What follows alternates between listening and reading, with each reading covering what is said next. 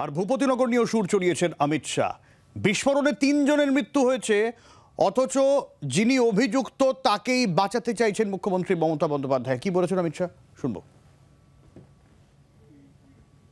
अभी मैं आज आपको बताने आया, एक बम ब्लास्ट हुआ था 22 में भूपतिनगर में, 3 लोग मारे गए। मुझे बताओ भाई, बम ब्लास्ट करने वालों को मजबूती से जेल की सलाखों के पीछे डालना चाहिए या नहीं डालना चाहिए? जरा जोर से बताओ, डालना चाहिए या नहीं चाहिए?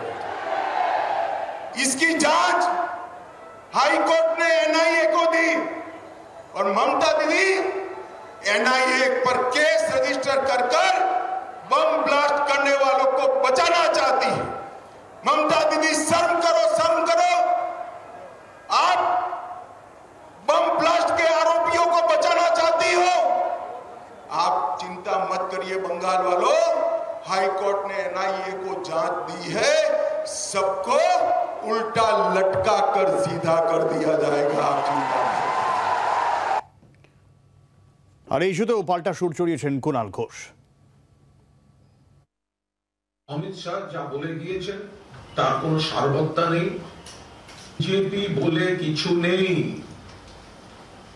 তাদের সংগঠন নেই, কর্মী নেই, সমর্থক নেই, মানুষ বিরূপ।